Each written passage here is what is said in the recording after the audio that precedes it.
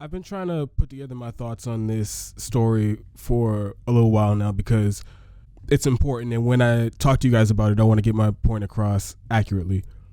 Because it's not like I'm surprised by this. U.S. empire is something I talk about on this show a lot. I get that the majority, if not all of the wars we've engaged in since, the end of World War II, and honestly, a lot of wars that we fought even before then, were done to steal natural resources from other countries, boost profits of corporate interest in the United States, or some geopolitical power move.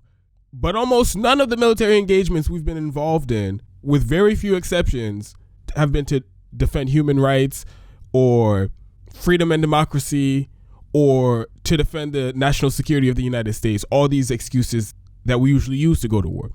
I understand U.S. foreign policy can be summed up as serving the interest of empire.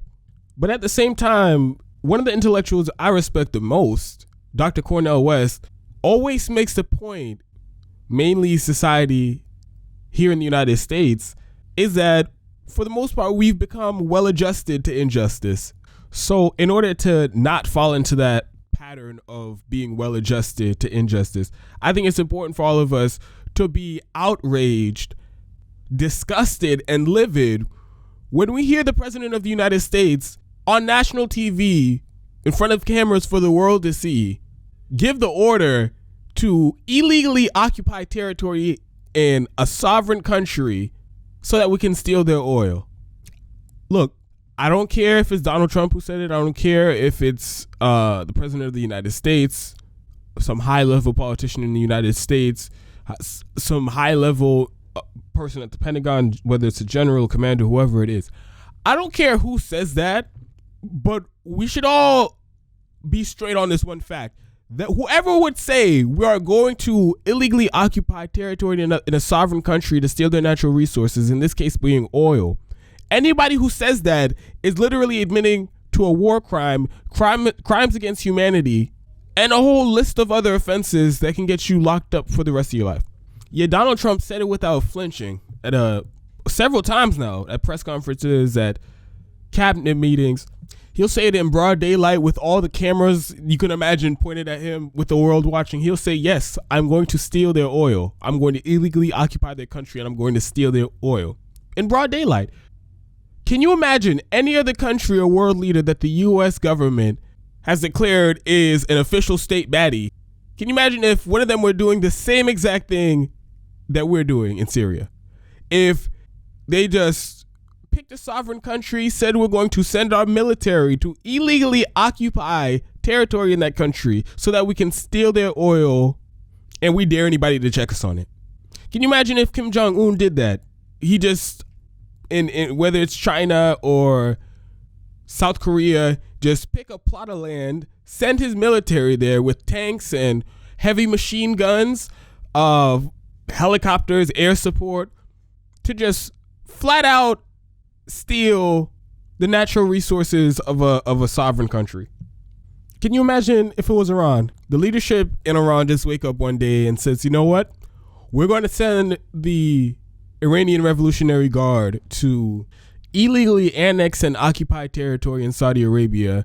And on top of that, we're also going to steal some of their oil while we're at it.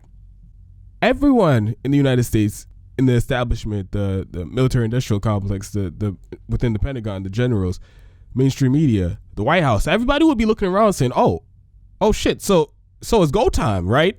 So that's an official declaration of war. You're declaring war on our ally, and you're saying you're going to do it just so you can steal their natural resources. All right, everybody, so it's go time. It's green light for war with Iran. That's exactly how we would act. We would do the same if it was North Korea. We would do the same if it was Russia doing it. And we wouldn't hesitate, because everyone in the world recognizes illegally occupying a sovereign country and stealing their natural resources is an act of war. It is a war crime. It violates international law, violates the Geneva Convention. It violates even our own domestic laws and the Constitution. And what gives us the right to do this, other than the fact that we're just the biggest, baddest motherfuckers on this side of town? What was it? The fact that we have over 1,000 military bases in basically every country around the world at this point, or the fact that we have an unprecedented military, the largest military ever in the history of human civilization? Do we have the right to illegally occupy Syria and steal their oil because we have an unmatched air force, or because we have enough nuclear weapons to destroy the world hundreds of times over? Does that give us the right? Does might make right? And can we steal land in Syria as well as the natural resources for the profit of U.S. corporations because we have the physical capability to do so? Well, if our past and current behaviors on foreign policy are any indicator, the answer is yes. That is exactly what gives us the right. Even though it violates all types of international law, just because we have the military prowess to do it, we have the right to do it. That's called American exceptionalism. And that is at the root of U.S. empire. Believe it or not, there are still grown adult people in the United States, some people even active in politics, in independent media, who refuse to or are very hesitant to classify U.S. foreign policy or just where the United States is at this point as an empire.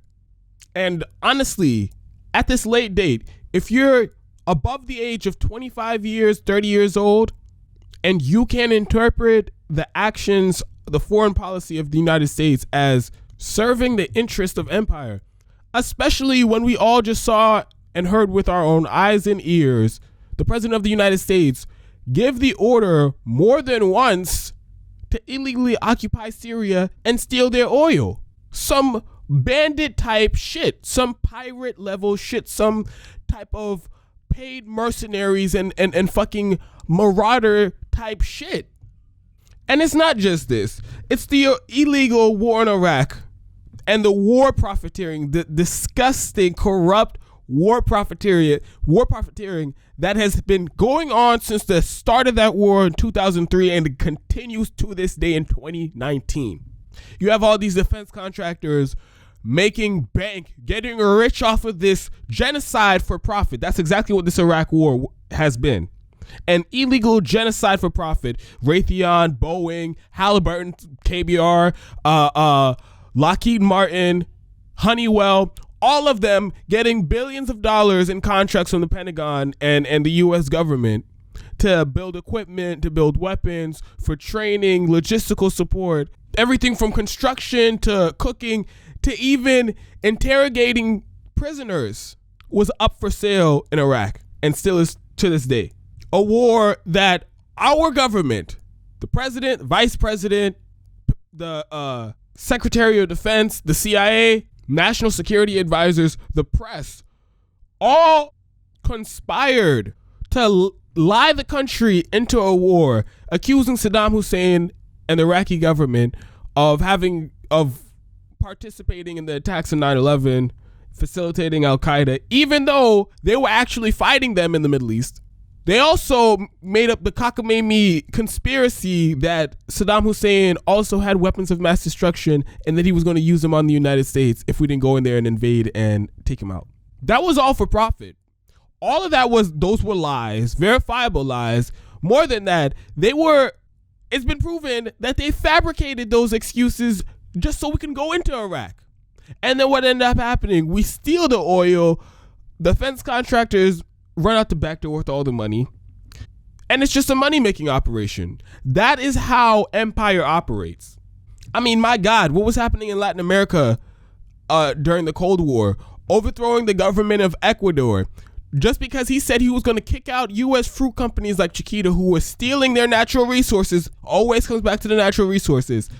Stealing their bananas, selling them to around the world and making billions of dollars in profit, and the Ecuadorian people weren't even allowed to sell their own fruit, and they were living in poverty. So he said he ran on it, got elected saying, I'm going to kick out Chiquita and the Ecuadorian people are going to sell their bananas. What did we do? The CIA and their own documents that have been declassified prove this.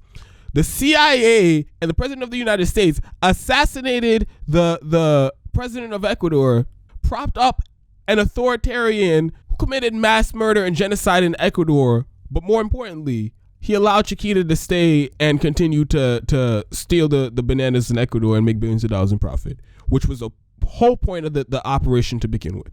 That's how that's how any empire would operate. We overthrew the government of Iran back in the 50s also, so we can continue to get oil for the cheap in Iran.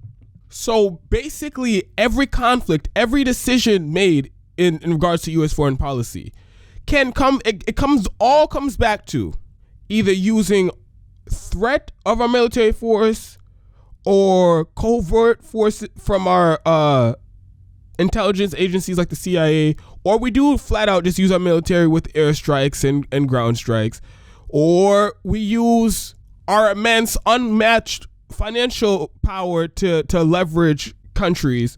We use all these tricks of that an empire would use so that we can literally go into other people's countries and steal their natural resources so that our corporations can sell them for profit. We do all those things so that we can put pressure on governments to collapse in countries that don't bend the knee to the United States and our corporate interests. We do all those things so we can prop up authoritarians who are dictators and human rights violators and war criminals so that they can rule their country with an iron fist, regardless of what it means for the civilian population. Also that the U.S. interests are served in that country, without question. That is how an empire operates. So again, it's not a comfortable conversation people want to have because, yes, I acknowledge the deep rot and brainwashing that's done in the education system and in the media, where the U.S. is always portrayed as the good guy, and we always have altruistic, benevolent reasons for when we use force against another country.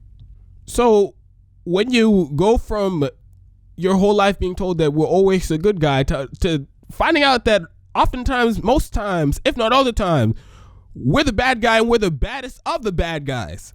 I get that it can be uncomfortable to acknowledge this, but we do need to acknowledge this because it isn't just going to go away by itself. There are fundamental systemic problems with our foreign policy, the national security apparatus, the military, the generals, the commanders, the politicians, the defense contractors who pay them all off. They all drive U.S. foreign policy to serve corporate interests in the United States above all else, above the national security of the citizens of the United States, above the safety of these citizens in these countries that we're invading and doing military operations in. All that takes a backseat to corporate profits in the United States.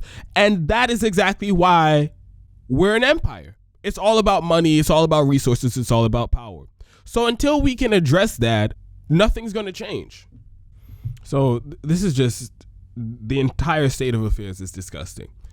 And I get why the corporate Democrats don't like to focus on Donald Trump's brazen war crimes that he commits in broad daylight. Because oftentimes, if they paid any attention to those war crimes, their fellow Democrats, if not themselves, would be implicated directly, and they'd be just as liable as Donald Trump. Also, a lot of them take money from the same defense contractors who bought Donald Trump and are running his foreign policy. I understand how the media is a crucial part of the war machine in the military-industrial complex, how they manufacture consent for every single war and military engagement that the U.S. has been involved in for the last 100 years, probably more. I get that all these different news outlets, whether it's CNN or MSNBC, ABC, they all have their own financial interest at stake here because a lot of these board members probably sit on the boards of oil companies that would be making profit off of stealing Syria's oil. I know Exxon buys ads all the time on these different news channels. So any critical reporting of Exxon's nefarious activities in Syria might cause them to lose out in a couple $100 million worth of ads from Exxon. So I get that. And I get that the generals are all on board for this. I'm sure some of them even push Trump to do this because they also get rich off of war. They, as soon as they get out of the military, they go and serve on the board of some defense contractor, or they serve as a lobbyist for the industry, or they do all of that and serve as analysts on those same news outlets that I just described to you, and act like they're giving objective, neutral analysis of the situation. I get that they're profiting off of the U.S. illegally occupying Syria and stealing their oil. So you're not going to get much pushback from them either. I get all of that. But that is still a sad state of affairs. That's exactly what's going on in the United States. The entire political apparatus, the entire establishment is going to look the other way when Donald Trump actually is actively looking the other way, while he has already multiple times on live TV given the order to U.S. troops to commit war crimes and crimes against humanity by illegally occupying land in Syria and stealing their oil. They're all going to look the other way, and it's disgusting. And just because they do it all the time doesn't mean we should ignore it.